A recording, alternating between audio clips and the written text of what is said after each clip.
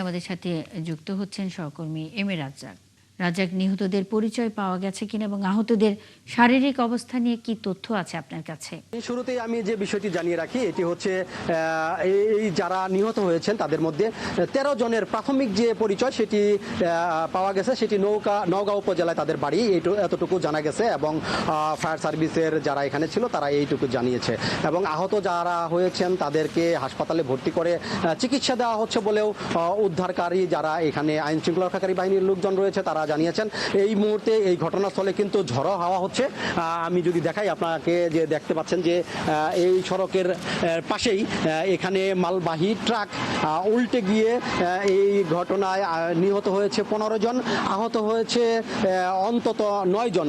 তাদেরকে আহতদের উদ্ধার করে টাঙ্গাইল মেডিকেল কলেজ হাসপাতালে চিকিৎসা দেওয়া হচ্ছে এবং নিহতদের যে মরদেহ সেটি কিন্তু যমুনা সেতুর যে পূর্ব থানা, সেই পূর্ব থানাতে রাখা হয়েছে।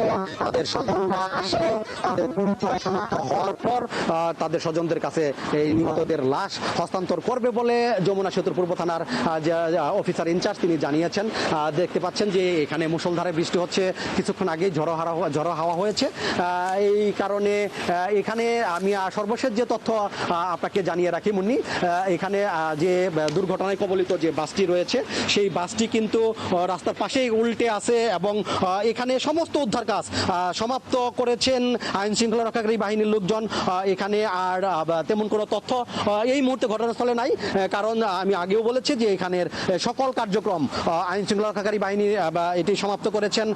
নিহতদের লাশ নিয়ে যাওয়া হয়েছে যমুনা সেতু পূর্ব থানার মর্গে, আর যারা আহত হয়েছেন তাদেরকে হাসপাতালে নিয়ে ভর্তি করা হয়েছে। শুধুমাত্র দুর্ঘটনা কবলিত বাসটি এখানে পড়ে রয়েছে, দুর্ঘটনা কবলিত ট্রাকটি এখানে পড়ে রয়েছে। দেখতে পাচ্ছেন এখানে সেই দেখতে পাচ্ছেন যে বৃষ্টি হচ্ছে, এই কারণে ঘটনাস্থলে গিয়ে